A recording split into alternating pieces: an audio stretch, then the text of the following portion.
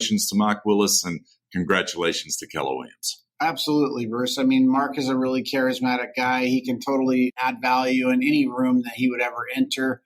And let's be frank, Bruce, like it's been a challenging time for leadership in general in the world. So adding another qualified and proven leader to our team, if you will, even if it's in a consulting role, is going to be a huge lift to, it would be to anyone. And in this case, it's going to be to Keller Williams. Absolutely. It's all hands on deck. Well, Chase, U.S. inflation hits a 2-year low, and that showed up, by the way, as rent prices have declined. In fact, last month, the CPI rose 3% year over year, which was lower than May's 4%.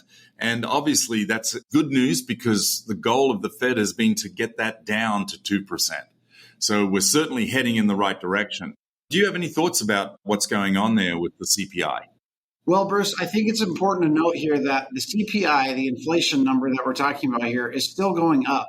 It's not going down. It's just going up less than it did last month. Now, that is good news. Don't get me wrong. I'm not trying to throw cold water on what we might think of as good news.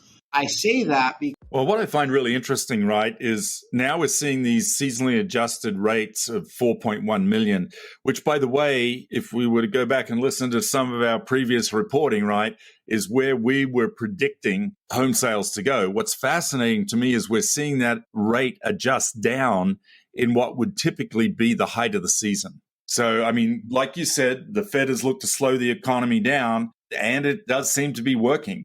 If we'd look back 6 months ago, you talked to all the economists, they were in 100% agreement that we were going to have a recession. Now that's not so clear.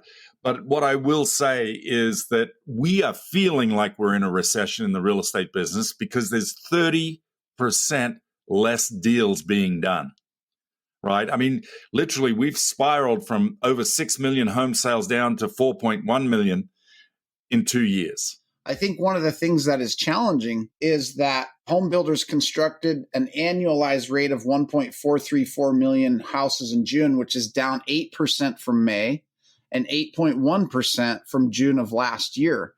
So what that tells us is that we're still not building enough, right? We haven't been building enough Correct. For actually a really long time, Bruce.